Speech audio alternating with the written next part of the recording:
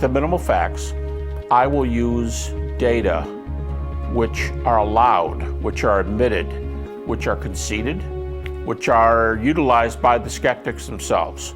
And here's the way I often say it. I'm not asking what websites say, where people say, well, I'm a scholar, and the person's got no credentials and doesn't have any peer-reviewed publications, and they're an expert and they're a teenager and they know, nothing against teens and everything else. I'm just saying that's not our definition of a scholar.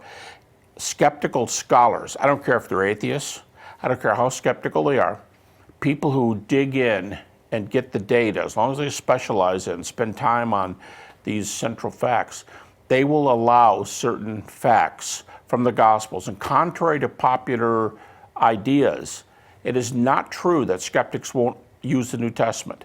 It is not true that skeptics won't allow you to use the New Testament. In fact, with someone like Bart Ehrman, probably the best known skeptic in this country, if you don't cite the New Testament, he will. So you may as well use it. But the thing is, they're going to cite it like a critic. So with the minimal facts, I'll tell you what, I think the New Testament is more than this list of minimal facts. But I will use a list of data which you and your colleagues almost always concede. I'd say 90 percentile or more head count.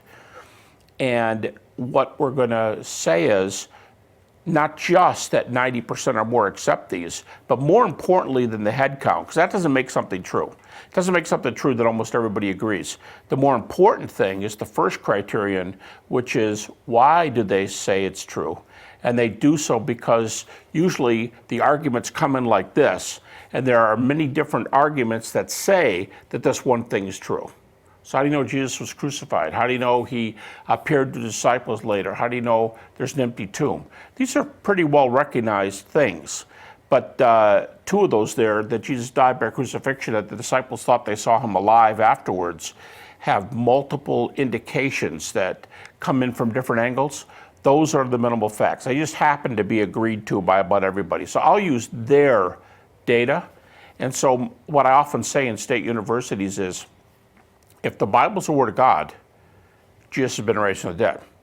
If the Bible's not inspired, but it's reliable, Jesus has been raised from the dead.